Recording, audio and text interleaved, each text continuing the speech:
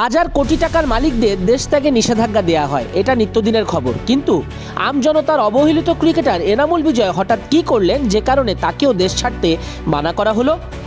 Spot fixing অভিযোগ এখনও প্রমাণিত হয়নি, তবে এনামুল হক বিজয়কে ঘিরে তার সতীর্থদের, ক্রিকেট সংশ্লিষ্টদের একের পর এক অভিযোগ জমা পড়েছে অ্যান্টি করাপশন ইউনিটের কাছে। যদি প্রমাণ হয়, কমপক্ষে 10 বছরের নিষেধাজ্ঞা পেতে পারেন এনামুল হক বিজয়। এমনটাই বিসিবি সভাপতি ফারুক আহমেদের মন্তব্য নানা গণমাধ্যমে।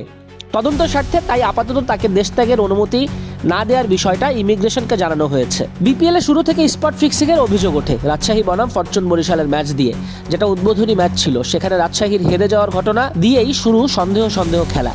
এরপর গোটা আসরে 12 ম্যাচের মধ্যে অন্তত 16টি ঘটনায় রাজশাহীর ক্রিকেটাররা জড়িত এমন প্রশ্ন ওঠে।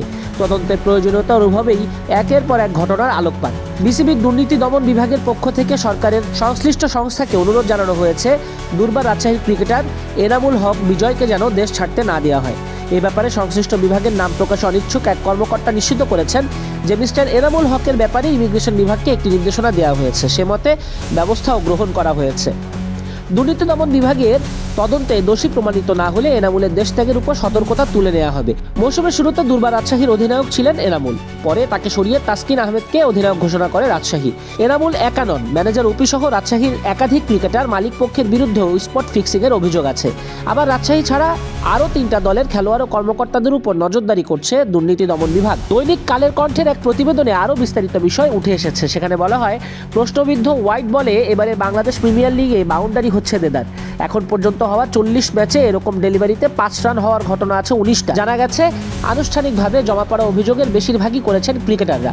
তদন্ত সংশ্লিষ্ট একটি সূত্র জানিয়েছে এমন অভিযোগের সংখ্যা 12 থেকে 15টা। এর বাইরে একাধিক অভিযোগ করেছেন খেলা সংশ্লিষ্ট ব্যক্তিরা। অবশ্য অভিযোগ করেও পার পাচ্ছেন না অভিযোগকারীরা, তাদেরও পড়তে হচ্ছে তদন্তের আতশি কাচের নিচে।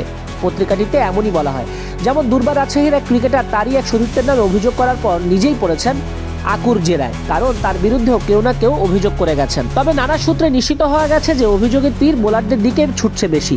বিপিএল এর 11তম আসরে রানের ফোয়ারা ছোটাচ্ছেন ব্যাটাররা, এর সঙ্গে তাল মিলিয়ে অতিরিক্ত খাতে রানের বন্যা বইয়ে দিচ্ছেন বোলাররাও। এখন পর্যন্ত অতিরিক্ত থেকে এসেছে 765 রান, অথচ টুর্নামেন্টের সর্বোচ্চ রান সংগ্রাহক নাইম শেখি 450 রানের গন্ডি টপকাতে পারেননি। অবশ্য অভিযোগ পাওয়ার আগে থেকেই আকুর সন্দেহের চোখ অনুসরণ করছে বিপিএলকে। এই সন্দেহের শুরুর ম্যাচ থেকে একেবারে এখন পর্যন্ত। তাছাড়া রংপুর রাইডার্সও তো খোদ সাইফুদ্দিনকেও সন্দেহ করছে। তাকে নিয়ে একের পর এক নেতিবাচক ভিডিও প্রকাশ করছে টি স্পোর্টস। মালিক পক্ষের নির্দেশনা না থাকলে তো এমন প্রতিবেদন হবার কথা না। বেটফেয়ার বেটিং এক্সচেঞ্জ নামক বেটিং ওয়েবসাইটে বারে বিপিএল ম্যাচ নিয়ে বেট করা হয়। সেখানে জুয়ারিদের চাহিদা মতোই ম্যাচের গতি প্রকৃতিও ওঠানামা করে। উদাহরণ হিসেবে বলা হয় বরিশাল রাজশাহী ম্যাচের কথা। সেখানে ইনিংসের 10ম ওভারে বরিশালের পক্ষে হুট করে বেড়ে যায় বাজির দর। ওই ওভারে বল করতে আসেন রাজশাহীর শ্রীলঙ্কান ক্রিকেটার লাহিরু সামারাকুন। তিনি শেষ 3 বল ফুল টস দেন, 2টো ছক্কা আর 1টি চারে রান হয় 16। একই বোলারের করা ইনিংসের 12 ও 17তম ওভারের আগেও বাজির দর অস্বাভাবিকভাবে লাফিয়েছে। 4 ওভারে 64 রান দেয়া এই পেসার নিজের 3য় ওভারে দেন 14 রান। 25 রান আসে তার 4র্থ ওভার থেকে। স্বাভাবিকভাবেই আকুর সন্দেহ চোখ আটকে যায় সেই ওভারগুলোতে। একই ম্যাচে অভিযোগের আঙুল উঠেছে রাজশাহীর আরও 2 বোলারের বিপক্ষেও। এরকম ঘটনা প্রবাহ প্রচুর আছে আকুর সন্দেহের তালিকাটা এত বিশাল, যেটাতে খোদ বিসিবি সভাপতির চোখ ছানাবড়া হয়ে গেছে। ফারুক আহমেদের একটাই কথা, যাদের বিরুদ্ধে অভিযোগ প্রমাণিত হবে তাদেরকে ক্রিকেট থেকে নিশ্চিহ্ন করে দেওয়া হবে, এমন শাস্তি দেওয়া হবে যেটা কেউ কোনোদিন দেখেনি।